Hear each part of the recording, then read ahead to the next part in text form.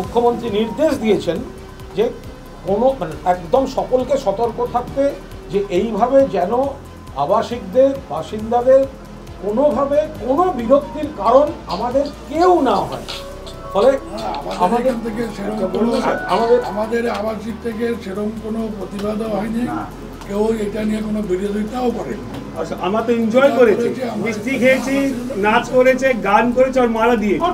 200 auto নিশ্চয়ই এসেছে, কিন্তু একজনই ডিস্টার্বেন্স করেনি, সেটা একদম ডিসিপ্লিনে ছিল।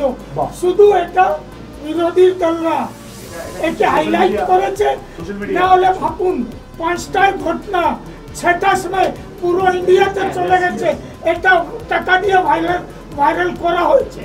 এখন যেটাই হয়ে থাকে একটা দেখো, এটা মালা দিচ্ছি, আমার সব বিষয়ে মালা দিচ্ছি। কেন মালা দেবো? जिस वक्त ये मिছিল चल रहा था, उसी वक्त मेरी वाइफ गाड़ी से वहाँ आई थी।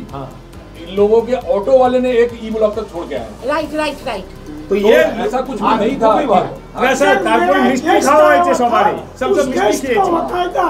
गाड़ी उसको एयरपोर्ट जाना था, तो ऑटो लोग रास्ता देके उसको इंट्रीगेशन। দেখুন, একে বাংলায় বলে মধুরেণ সমাপয়।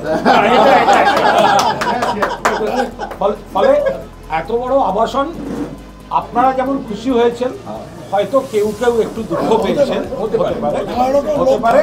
আমরা এরকম এ করতে চাই না যে কেউ খুশি হয়েছেন বা কেউ একটু বিরক্ত হয়েছেন। যারা বিরক্ত হয়েছেন আমরা তাদের কাছে ক্ষমা চেয়ে নিচ্ছি, আর আমরা ভবিষ্যতে নজর রাখবো যাতে একজন মানুষও কেউ বিরক্ত না হয়। मैसेज 144 वार्ड के अंदर 32 नंबर वार्ड और सन सिटी के एक छोटे से जगह के लिए दीदी ने ये कदम उठाया। दीदी को सत सत नमन है।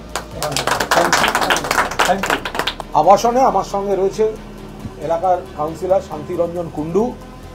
হঠাৎ একটা সামাজিক মাধ্যম দিয়ে একটা বিতর্ক ছড়িয়ে দেওয়া হয়েছিল, একটা বিতর্ক ছড়িয়ে গেছিল যে এখানে অনেকগুলি অটো একসঙ্গে দিয়ে একটা মিছিল ঢুকিয়ে দেওয়া হয়েছে, উচ্চ মার্গে ডিজে বেজেছে এবং একটা হই হই কাণ্ড কিছু গড়ানো হয়েছিল এবং একটা কোনো মানুষ বিরক্ত বা মানুষের অসুবিধা হয়েছিল। এই খবরটা কানে যাওয়ার পর মাননীয় মুখ্যমন্ত্রী বলেন যে এখানে আসতে, এখানকার নাগরিকদের সঙ্গে আবাসিকদের সঙ্গে কথা বলতে এবং কারুর কোনো যদি অসুবিধা হয়ে থাকে তার জন্য দুঃখ প্রকাশ করে যেতে, এবং দল সতর্ক আছে এবং মমতা বন্দ্যোপাধ্যায় কড়া বার্তা দিয়েছেন দলকে যাতে কারুর কোনো অসুবিধা নয় সেটা জানিয়ে দিয়ে যেতে।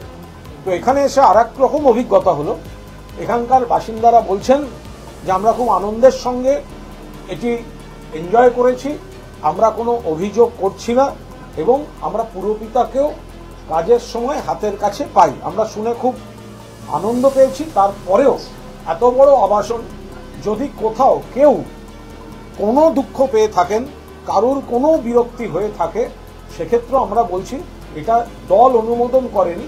অনেক ক্ষেত্রে মিছিল বা অনেক কিছু হয়ে গেলে একাংশের কর্মী হয়তো অতি উৎসাহে কোনো কিছু করে ফেলেছে, এটা অনিচ্ছাকৃত।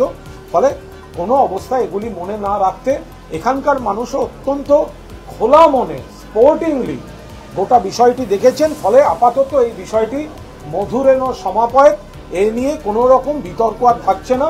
এনাদের বক্তব্য আমি মাননীয় মুখ্যমন্ত্রীকে যথাযথভাবে পৌঁছে দেব।